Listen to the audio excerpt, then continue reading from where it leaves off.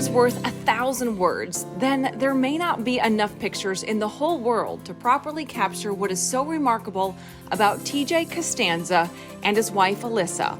And before you think it has anything to do with Seinfeld, think again. This is most certainly not a story about nothing. What these pictures cannot convey might be the most important part. What you cannot see is the battle that is being fought and won against a very turbulent addiction to alcohol. It's definitely a process. So I had been looking into certain jobs I could do that would help with that. And from my last DUI I got back in 2018, I think, it was a pretty high blood alcohol content. And so I've been on like unsupervised probation for, it's gonna be 6 years total. One of TJ's first loves, playing guitar in a band, put him in an environment where getting away from alcohol was not an option. That's where the battle began. I was working at a printing place, I was drinking a lot, I was playing in bands that played only at bars from like 9 a.m. until 1 in the morning, that type of thing. And then I got into binge drinking on the weekends generally, and then during the week it started, and you know. As his alcohol use grew, so did the amount of trouble TJ faced. It started to get to that point when I would like have blackouts, and I had two DUIs within a couple years of each other. I had tried to get better, and it had been successful for small periods of time, that kind of thing. And one day, it just got bad enough to where the job I was working, I had gotten fired from there because I just got drunk too much, and like we'd all go to the bar at lunchtime and, you know, drink. And so one day I was fired, and I was, long story, but yeah, it was a dark period, and then God put it on my heart to like, it just basically just said, dude, you need to clean your act up, you know? And so there he was, a far from perfect man who was newly married to Alyssa, who battled similar demons. Both decided to do something rather than nothing. Treatment first, and then picking up the guitar again, but this time in a brand new venue. It's hard to explain.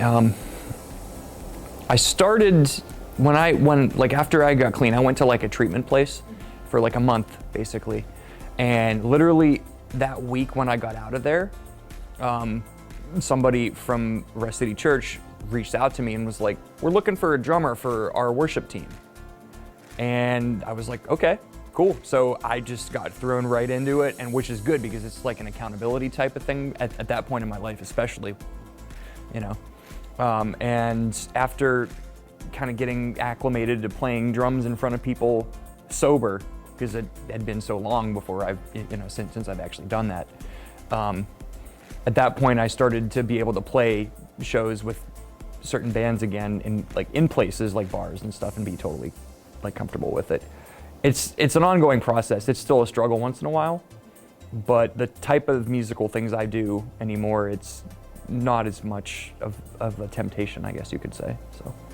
As the counting of days of sobriety turned into the counting of years of sobriety, both TJ and his wife look back on the journey and see Rest City in the rearview mirror. So like we, meaning my wife and myself, we haven't really been like church people. We were married for, I think, about a year before we started coming here. And we had been talking about it, and we just couldn't find anywhere that we felt like we were accepted for who we are.